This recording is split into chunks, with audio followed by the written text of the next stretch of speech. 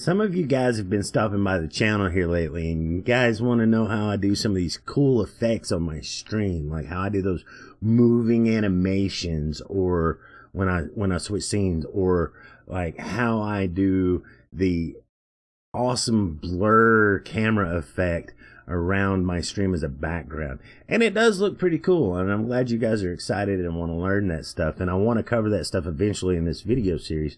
But I also know that a lot of people are coming to check this out that are new to streaming for the first time, and I want to help them set up their stream and get them up and running. Last week I showed you guys how to take your cell phone, something that you already own, and turn it into a webcam and put that into OBS. That's what I'm using right now because I have an extra cell phone. So I already have a webcam camera, and I don't have to. It works better than the Razer Kio, works better than the Logitech C920. It's not as good as a DSLR cam, but you know, baby steps, right? If you missed that video, it's right here, guys. If you want to go watch that after this video or before, go do that now and then come back. But this week, what I'm going to show you guys is your gameplay, because there's three important parts to a stream, right? You got your microphone, your camera, and your gameplay. I'm going to focus on the latter right now, and we'll do audio next week. So let's show you guys how to capture your PlayStation 4 or your Xbox One. And guys, don't even need a capture card. That's right. We're setting you up cheap and free here on the Standomania. No capture card required. That's how I'm going to show you in this episode.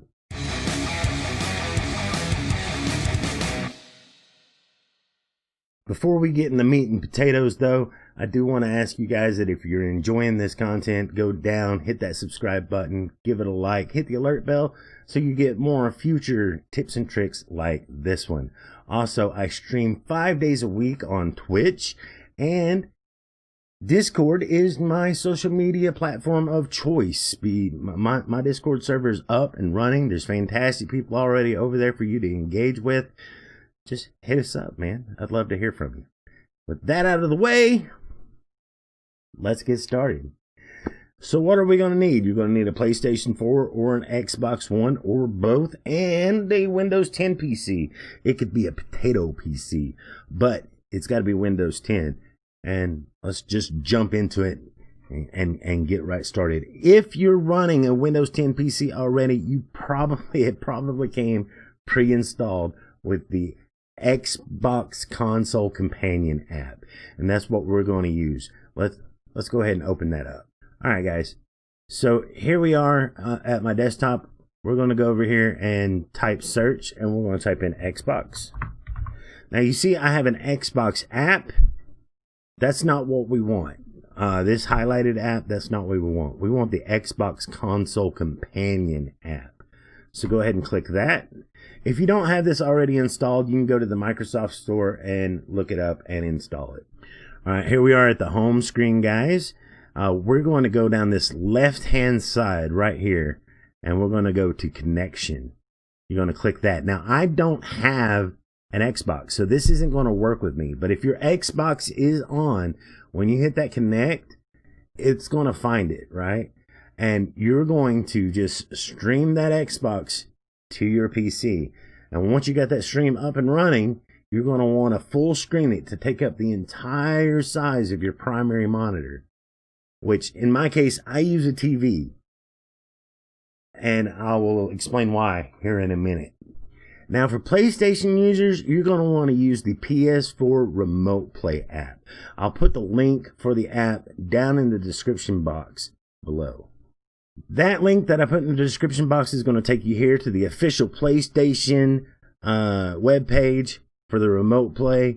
And we're going to scroll down. This does work on, you can get this app on iOS or Google Play. But we're going to keep scrolling down past all of that because we want the PC version.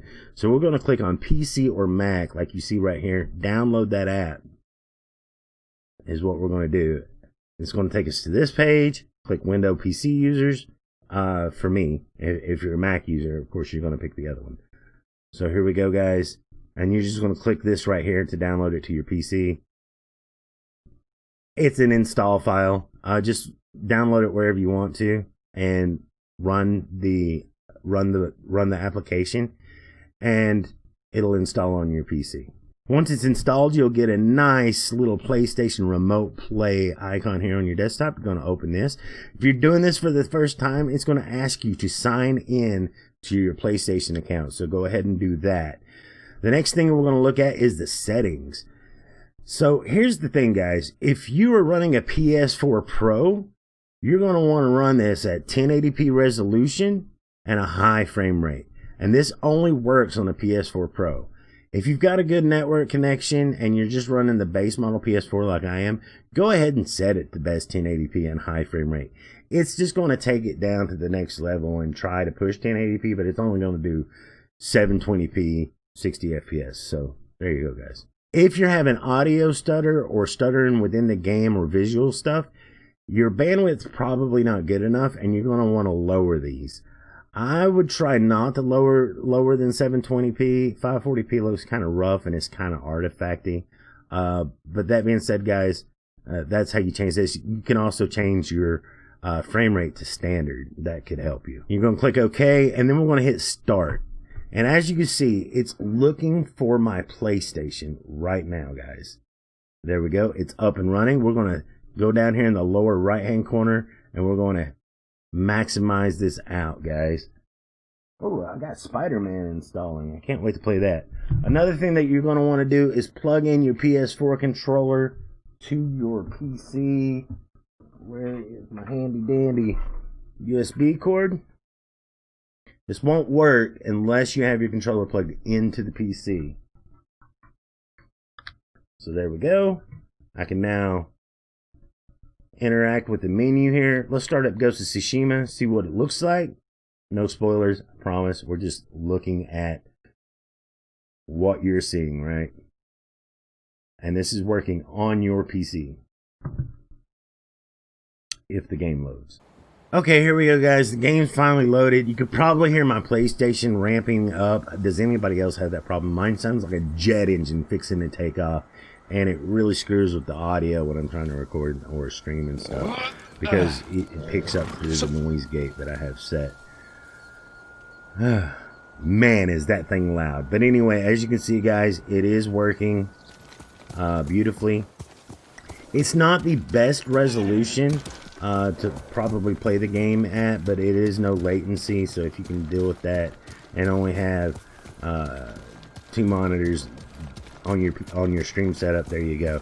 The reason I said to use a TV as your main monitor is what you can do is set this up. If you've got a 2 monitor setup, right, set this game up on your primary monitor with it stretched out, or on your Xbox, do the same thing, and then switch over to the HDMI. Actually, switch over to what you have your PlayStation plugged into your TV at, and play the game that way.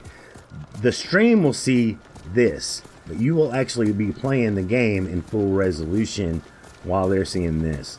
And what's really cool about that, guys, is that a lot of people aren't going to notice because they watch the stream on their cell phone or on their tablet.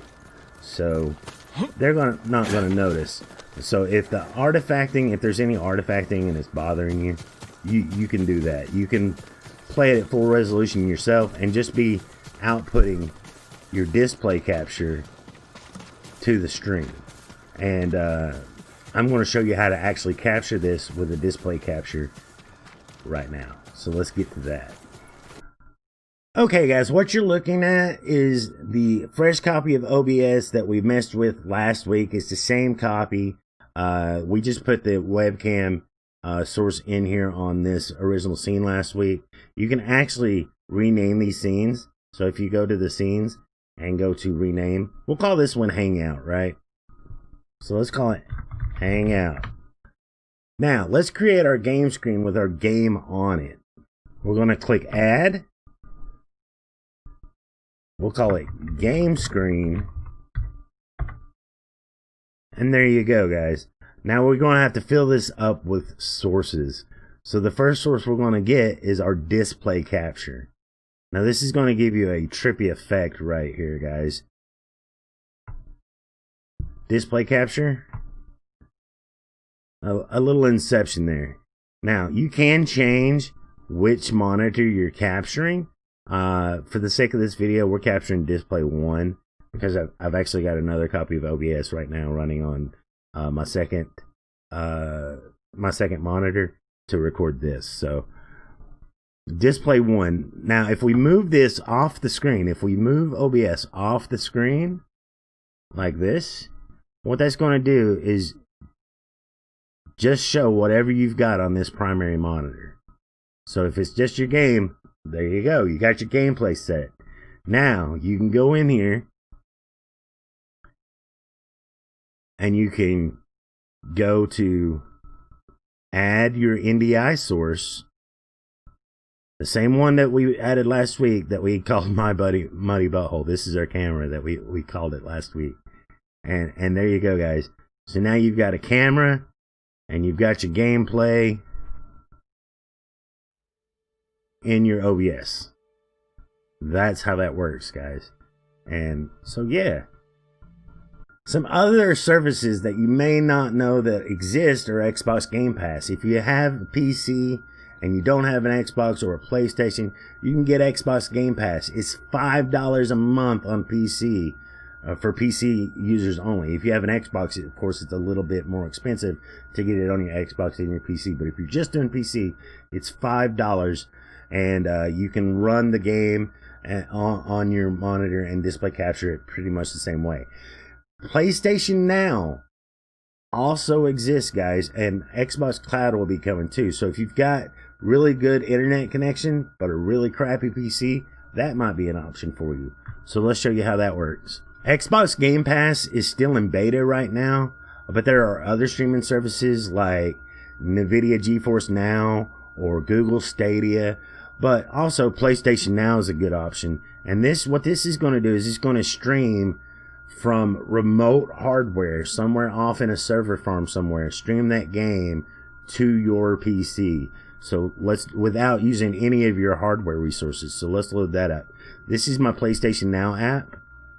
Again, you can just Google PlayStation Now app for your PC, but and get it. It's going to be at pretty much the same location. I got a little update. I'll be right back after this update. Again, guys, you're going to want to sign in.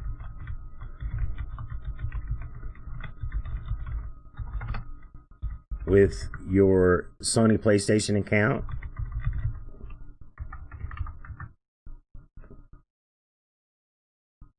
Let it log us in right there.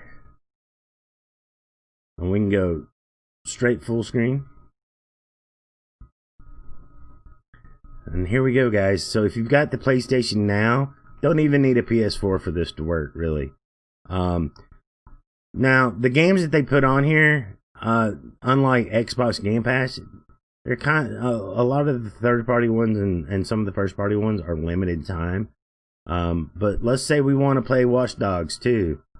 We just do this, click start.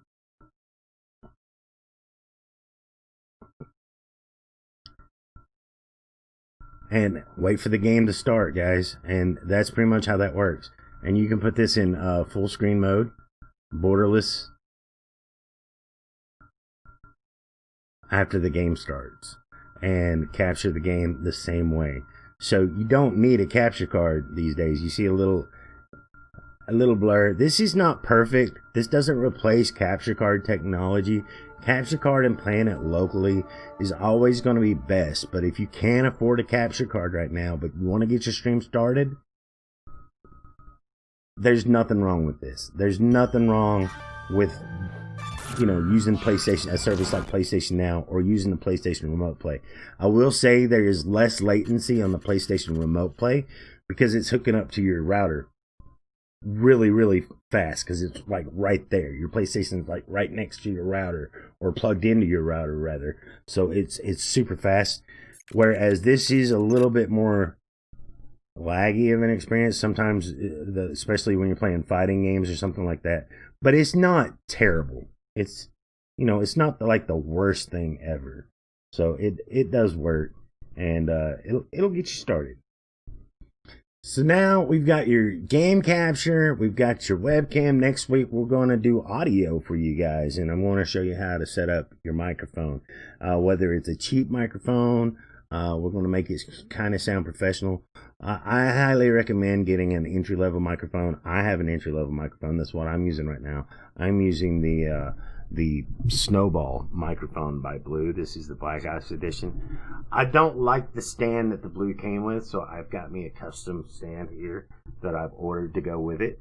And yeah, we'll show you how to set that up next week, guys. You're probably going to hear a little movement as I move that mic around. Sorry about that. With all that out of the way, guys, thank you again for watching. If you're new, don't forget to subscribe and like the video and share it with a friend. There's more tips and tricks over here. There's also some gaming news. I do gaming news on this channel as well. And don't forget, I stream on Twitch 5 days a week, guys. Twitch.tv/Stando. And follow me on Discord. Links down in the description box for everything that you need, guys. I love your faces. Thank you so much for watching. Catch you next time. Have a good one.